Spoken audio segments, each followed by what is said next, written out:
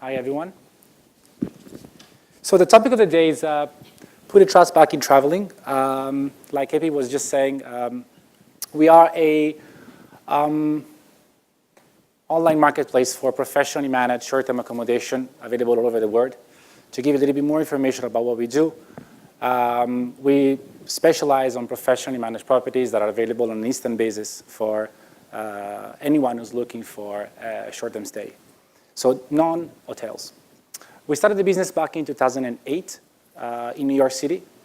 And now we operate mainly from Singapore and from the Philippines, from our office in Cebu. Things have changed very much over the past 5-6 years, ever since we started our business. A lot of people today talk about the sharing economy, collective consumption, the mesh. Everything sounds so fancy. But the reality is that most of those concepts that you see becoming so successful in the internet world nowadays are basically just validating a concept that has been existing for a very much longer time. For example, if you look at the short-term rental business, a lot of people used to rent apartments and villas way before the concept of a peer-to-peer site existed, way before even the internet existed.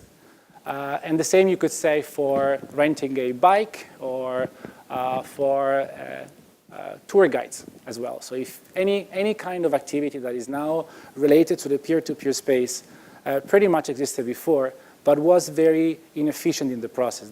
Those markets were very unregulated, very inefficient. Effectively, there was a lack of infrastructure in the place that would make the system functioning well. So how did everything happen? How did we go from 2007, 2008, when we started the company, to now where we have such a big spread of big peer-to-peer sites? And what exactly happened to make that change happen?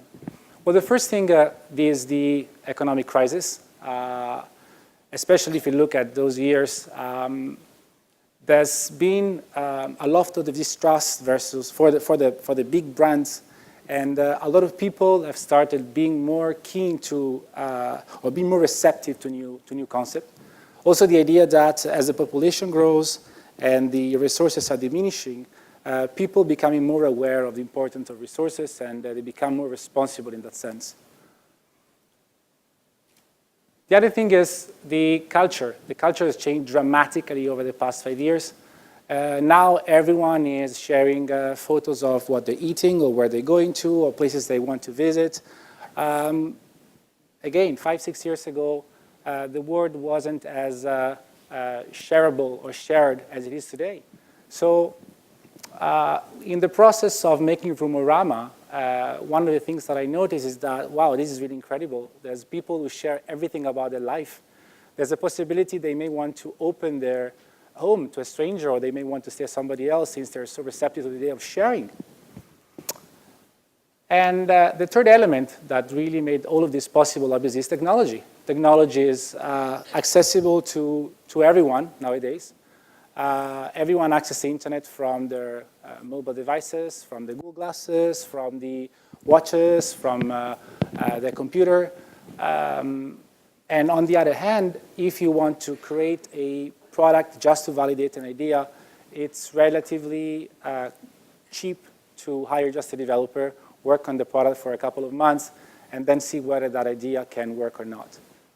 So we realized in the process of creating our product that we should be creating an infrastructure through which we could gain trust of our consumers. So the first idea is, let's try to figure out what kind of information we need to, what kind of problems we need to solve in order to create an infrastructure that is suitable for this kind of marketplace. And I just want to share a little bit more about how we did it. We created a list of items. First of all, we spoke with homeowners, property managers, people in the industry on the supply side and the demand side. So we also spoke with travelers, family, friends, anyone who had the interest of traveling to a new place, and especially those who could not afford to go to a place. Living in your city, things were easier because your hotel rate is so expensive. Usually it's $250, $300 and above. So making a scenario whereby somebody would go to New York and not be able to afford a room for 3 or 4 people. It was very, very likely to happen. So we collected as much information as possible. We tried to identify what the problems were, and we tried to come up with some solution to tackle each one of them at a time. So this is pretty much what the list looked like. Obviously, as we were growing, as we were creating a marketplace, the first thing we wanted to put together was a legitimate inventory. To give you some context, back in 2008, the real estate market was crashing, not just in the US, but all over the world. So it was fairly easy for us to go and approach people who would lose their job or people who were trying to sell the inventory, but were not able to do so. So we tried to convince them that renting an apartment for a shorter period would be a more effective way for them to generate yield and to pay for the expenses. So we started aggregating inventory. We started validating one account after the other. The second thing we did was to create profile for both parties so that people could add a photo, could add a description about themselves, whether they were looking for accommodation or whether they were providing accommodation. We realized that providing that, allowing them with a profile wasn't good enough. They wanted to communicate as well. So we allowed them to communicate freely, guest to host and host to guest. We didn't take any interaction in the communication. We tried to keep it as transparent, as open as possible. We allowed them to engage each other, so the guests could send an indication of interest for a specific property that they wanted to book, and vice versa, the host could reach out to guests with availabilities in case the guests shared that need for a specific accommodation or for a specific time frame that they were not able to book. Obviously, the transactional element was the most important. We had to come up with something that would be a peace of mind for both parties. On the supply side, the issue that we faced was hosts in this industry want to be paid up front, or at least want to have the certainty that the payment is collected up front before the stay. And guests, as a peace of mind, obviously want to make sure that the money they're paying up front is safe, at least until the check-in is successful. So we introduced something called the 6-digit payment code system, whereby as a guest, you make a payment for the entire booking. Rama provides you with a 6-digit payment code that you will only hand over to the host once the check-in is successful. Then the host would basically just enter that code into his account, and the payment would be dispersed to the supplier. Obviously, we allowed them to leave a testament, in other words, a review of the stay. Host could review guest, and guest could review host. This is very important because we managed to create a repository of information that was extremely valuable for future guests. I think the most important element of this checklist is the last one. This is still work in progress. It will be work in progress forever.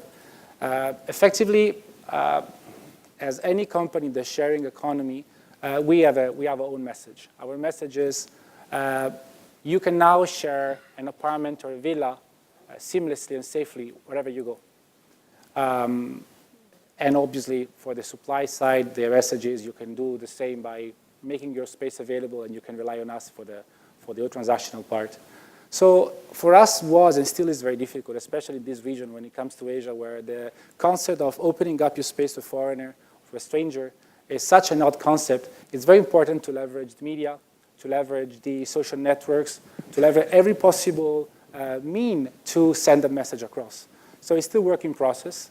And I think it's great that there are other companies in the space that are putting resources into this, and they're trying to educate consumers and the media to make people more approachable to new ideas and to new way of interacting with social, with sharing economy concepts.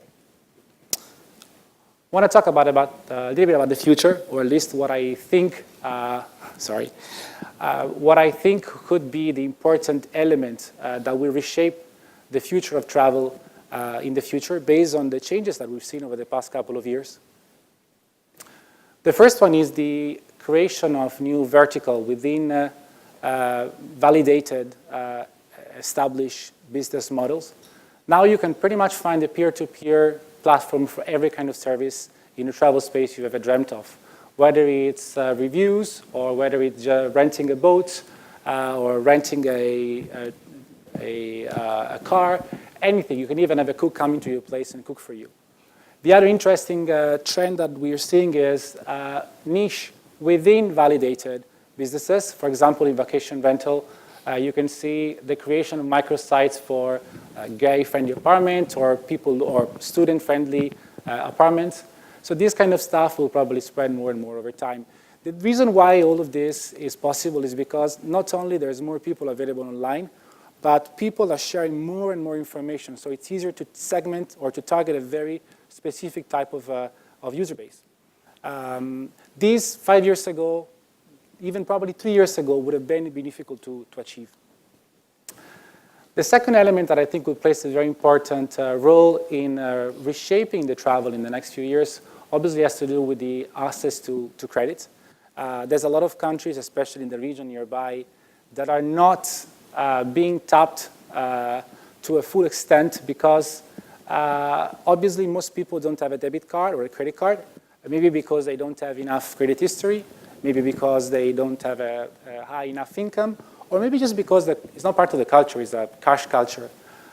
Things are changing. There's more and more ways to collect and make payments online, more currencies available. Again, this will determine the future strategy of our companies who want to grow and tap in into new countries, or companies that want to recreate a business that has been validated, or a concept that has been validated elsewhere in the world. Finally, what I think extremely important is the growth of the mobile devices. Well, the assumption is that as more people access the internet on the go, things will go very fast. People, especially consumers, will demand more and more instant consumption.